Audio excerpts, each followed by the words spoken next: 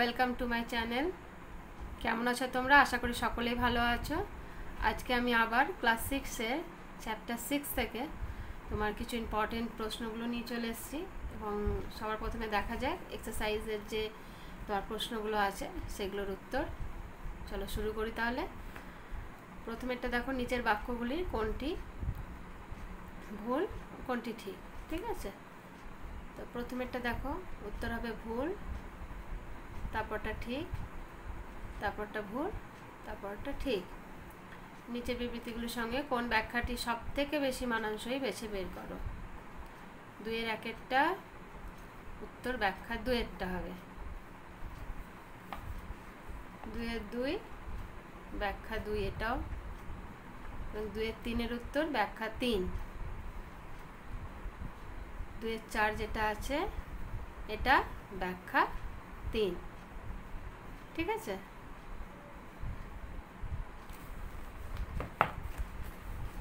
এবারে আমরা কিছু প্রশ্ন ইম্পর্টেন্ট যেগুলো আছে সেগুলো একটু দেখে নিই।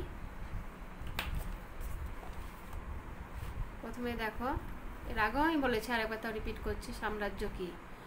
সাম্রাজ্য বলতে বোঝায় কয়েকটি অধীন রাজ্য নিয়ে গঠিত একটি বড় শাসন এলাকা।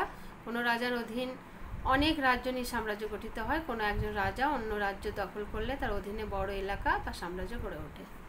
এটা হচ্ছে সাম্রাজ্য। তারপরে সম্রাট, যিনি সাম্রাজ্য শাসন করেন তিনি হচ্ছেন সম্রাট।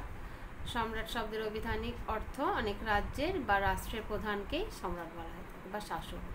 সম্রাট মানে বড় রাজা, তিনি রাজাদেরও রাজা বা রাজাধিরাজ। ঠিক আছে, লিখবে।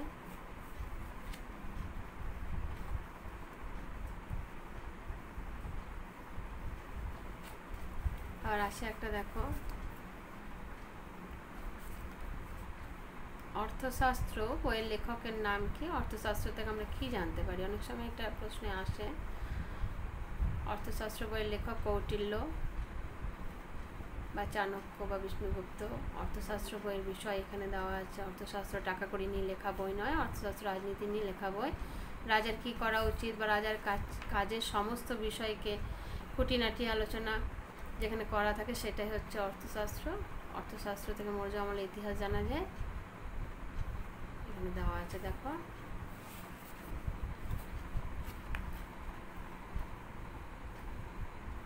ঠিক আছে,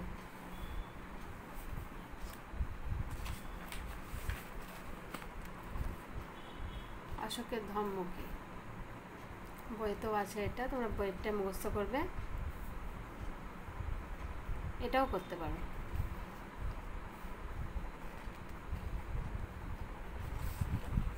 এটাও আগেও আমি বলেছি। মৌর্য সম্রাটরা গুপ্তচর কেন নিয়োগ করতেন? এটা খুব ইম্পর্টেন্ট।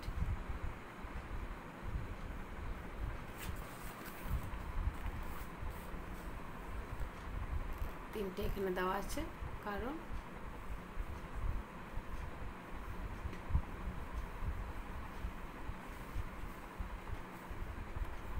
আরেকটা আছে দেখো, মৌর্য আমলে প্রদেশের শাসন কীরকম ছিল? মৌর্য রাজাদের রাজধানী ছিল পাটলিপুত্র। তাদের পক্ষে সমগ্র শাসন মানে ওখান থেকে তোমার শাসন কার্য চালানো সম্ভব ছিল না বলে প্রাদেশিক বা আঞ্চলিক শাসন ব্যবস্থা গড়ে তোলা হয়েছিল। এক একটা এখানে আছে।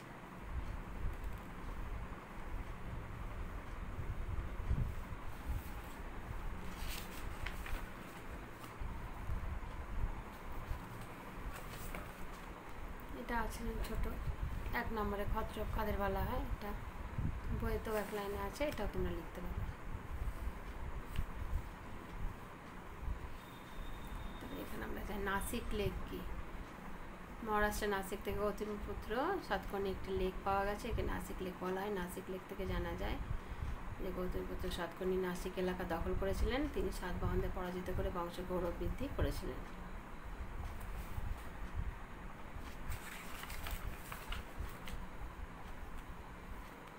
এখানে একটা আছে, এলাহাবাদ প্রশস্তি কি? এটা খুব ইম্পর্টেন্ট।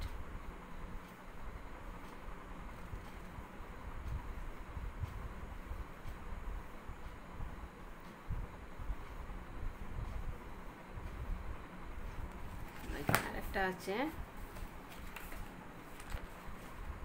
মৌর্য সম্রাট ও গুপ্ত সম্রাটদের মধ্যে ক্ষমতা মর্যাদার তুলনা করো।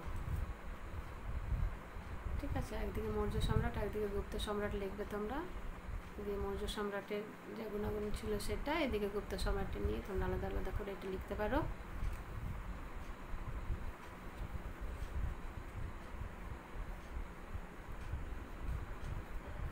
এটা মিল, অমিলটা এখানে দেবো।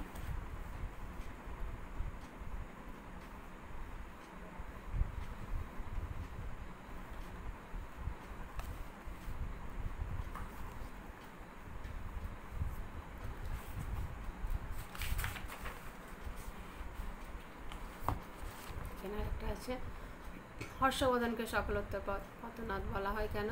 শিলাদিত্য কার উপাধি ছিল?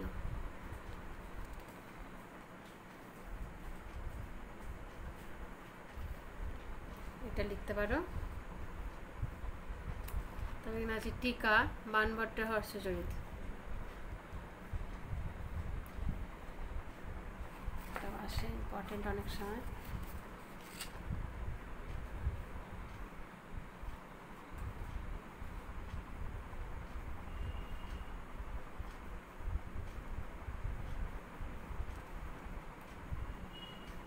তাহলে তোমরা এভাবে মানে মুখস্থ করবে, ঠিক আছে? আর অবশ্যই টেক্সটটাকে ভালো করে পড়বে, টুকরো কথাগুলো যেগুলো আছে সেগুলো পড়বে, ওখান থেকে অনেক সময় প্রশ্ন আসে। তোমাদের যদি কোনো রকম অসুবিধা হয় তাহলে আমাকে কমেন্ট সেকশানে গিয়ে আমাকে কমেন্ট করবে। তাহলে আজ এই পর্যন্তই থাক। যদি ভিডিও ভালো লেগে থাকে তাহলে অবশ্যই লাইক, শেয়ার এবং সাবস্ক্রাইব করবে। পরের দিন তাহলে আমরা চ্যাপ্টার 7 নিয়ে বসবো, ঠিক আছে? আজ এই পর্যন্তই রাখলাম।